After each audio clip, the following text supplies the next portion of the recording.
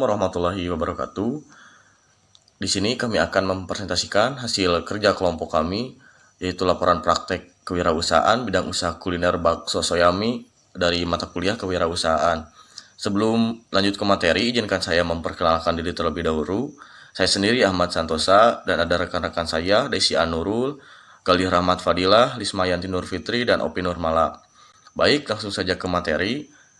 Di sini yang pertama ada latar belakang usaha.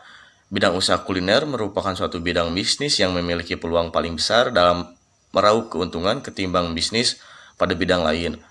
Hal ini dikarenakan makanan merupakan sesuatu yang akan terus dicari orang dan sangat memungkinkan pembeli akan kembali membeli lagi ketika ia puas dengan produk makanan yang diperjualkan. Peluang bisnis ini sudah tentu harus dibarengi dengan sebuah kreativitas dan inovasi, mengingat semakin berkembangnya pasar akan semakin banyak pula pesaing di dalamnya. Baik, untuk yang selanjutnya akan dilanjutkan oleh rekan saya. Selanjutnya, saya akan menyampaikan materi tujuan pendirian usaha. Tujuan yang pertama yaitu untuk menjalin relasi dengan pelanggan. Yang kedua, berburu pengalaman sebagai seorang wirausahawan. Yang ketiga, mengenalkan produk dengan menciptakan varian baru olahan bakso kepada pelanggan. Yang keempat, mengasah kemampuan untuk dapat menganalisis pasar. Yang kelima, mendapatkan keuntungan. Selanjutnya ada gambaran umum usaha. Usaha ini dilakukan dengan mengusung konsep home industry, di mana proses produksi dan penjualan dilakukan secara mandiri di salah satu rumah kelompok kami. Dengan sistem ini, kami dapat menekan anggaran pengeluaran. Proses penjualan selain dengan membuka lapak jualan di halaman rumah, kami juga memanfaatkan potensi sosial media. Merupakan salah satu cara lain yang kami gunakan untuk dapat membantu menaikkan angka penjualan melalui sistem delivery order. Assalamualaikum warahmatullahi wabarakatuh. Perkenalkan, nama saya Galih Rahmat Fadilah dengan NPM 1835-223-255. Di sini saya akan melanjutkan pemaparan materi seputar proses produksi bakso soyami. Pada slide kali ini, saya akan membahas mengenai cara pembuatan bakso. Seperti yang telah disampaikan oleh presentator sebelumnya, bahwa kelompok kami ini mengusung konsep home industry, yang dimana pada proses produksi bakso kami lakukan secara mandiri di salah satu rumah anggota kelompok kami. Dan alat yang kami gunakan pada proses produksi ini, yaitu merupakan alat pribadi yang dimiliki oleh salah satu keluarga anggota kelompok kami, yaitu kami menggunakan satu unit kompor gas, panci, mesin penghalus daging, sendok, dan boil.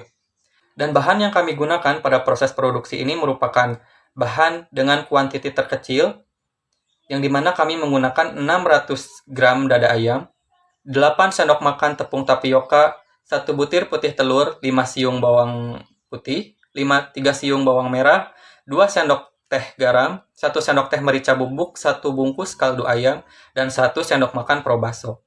Serta yang lupa saya cantumkan yaitu es batu secukupnya, yang dimana peran es batu ini mampu difungsikan sebagai pemberi tekstur kenyal pada adonan, penjaga stabilitas suhu pada adonan pada saat masa penggilingan, serta pemberi tekstur padat pada adonan saat direbus nanti.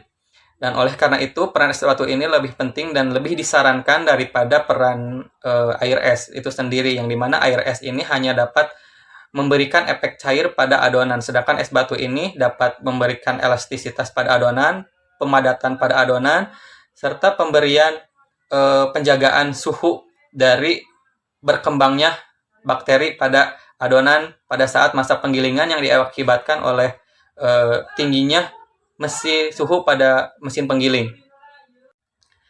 Dan pada slide berikutnya terdapat beberapa poin mengenai cara pembuatan bakso soyami. Pada poin pertama yaitu siapkan daging yang telah dibersihkan, lalu potong menjadi beberapa bagian kecil. Poin kedua, haluskan daging ke dalam mesin penghalus, lalu tambahkan es batu ke dalam mesin penghalus dan haluskan bersama-sama. Poin keempat, masukkan bumbu sesuai takaran, yang dimana takaran tersebut sudah tercantum dalam slide sebelumnya. Yang kelima, tambahkan tepung tapioka, lalu haluskan kembali sampai semua kondimen tercampur rata. Yang keenam, adonan pun siap untuk dicetak. Dan sebelum dicetak, siapkan air ke dalam panci lalu didihkan. Dan poin berikutnya, cetak adonan bakso menjadi bulat menggunakan kepalan tangan yang dibantu dengan sendok. Lalu masukkan ke dalam air yang sudah mendidih. Dan lakukan kegiatan tersebut sampai semua adonan habis tercetak. Sekian yang dapat saya sampaikan, dan untuk pemaparan materi berikutnya akan disampaikan oleh rekan saya. Terima kasih. Perkenalkan, nama saya Lismayanti Nurfitri dengan NPM 18352232282. Baik, di sini saya akan melanjutkan presentasi dari rekan saya sebelumnya. Di sini saya akan membahas mengenai rencana anggaran belanja pada produk bakso Soyami. Di sini terdapat biaya bahan utama, yaitu ada yang pertama ayam, menghabiskan sebanyak 4 kg ayam dengan harga satuan per kilonya yaitu 38.000 dan jumlah total menjadi 152.000. Yang kedua ada tepung tapioka sebanyak 1 kg dengan harga satuan 10.000 dan jumlah total 10.000. Yang ketiga ada bawang merah menghabiskan sebanyak setengah kilogram dengan harga satuan 12.000 dan jumlah total 12.000. Yang keempat ada bawang putih menghabiskan sebanyak setengah kilogram dengan harga satuan 9.000 dan jumlah total 9.000. Yang kelima ada cabai kering menghabiskan seperempat kilogram dengan harga satuan 8.000 dan total 8.000. Yang keenam ada cabai domba menghabiskan sebanyak setengah kilogram dengan harga satuan 13.000 dan jumlah total 13.000.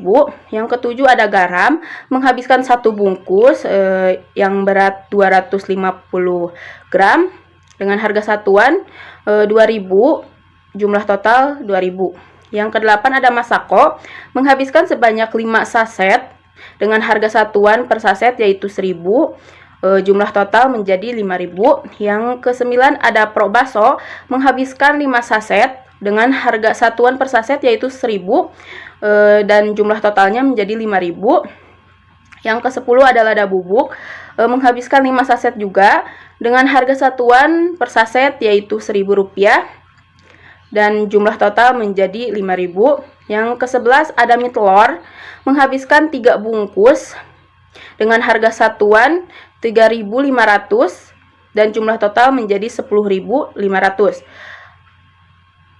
Selanjutnya ada telur menghabiskan sebanyak seperempat kilogram dengan harga satuan 6.500 dan jumlah total 6.500.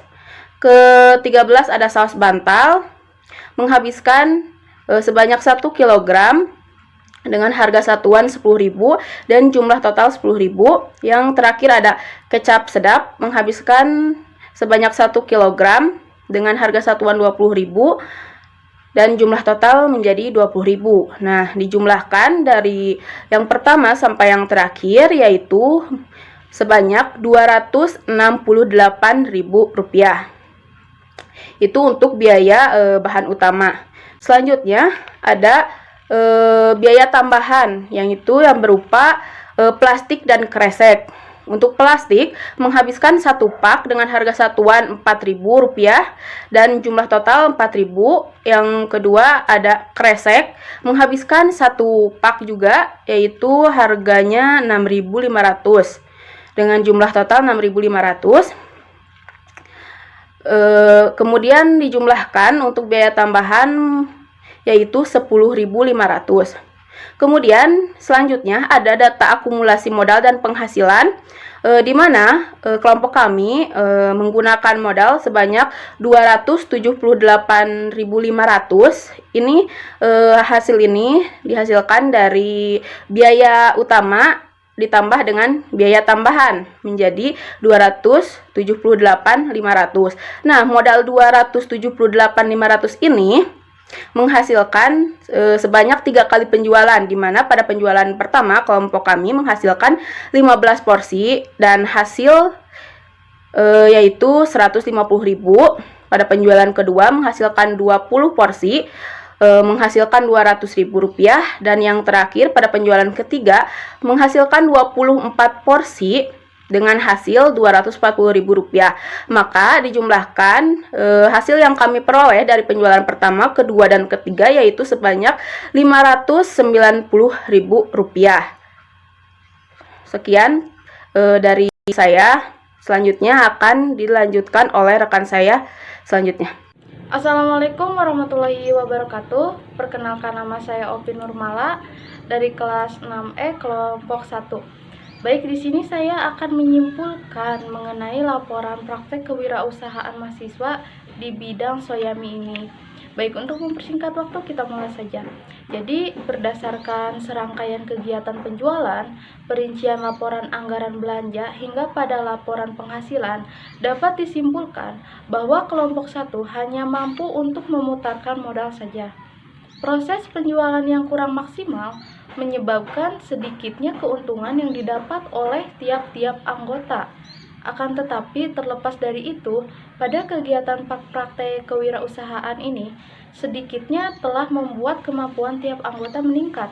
Dengan adanya pengalaman lapangan, serta tiap anggota dapat memupuk keilmuan yang didapat melalui kegiatan kewirausahaan ini. Selanjutnya di sini ada dokumentasi yang dimana kelompok 1 sedang mempraktekkan Soyami ini untuk dijual. Nah, di sini ada yang sudah jadi dan ini cara pembuatannya, ini cara penjualannya seperti ini. Baik, sekian yang dapat kelompok 1 presentasikan. Mohon maaf apabila ada kesalahan kata. Wabillahi taufiq wal hidayah. Wassalamualaikum warahmatullahi wabarakatuh.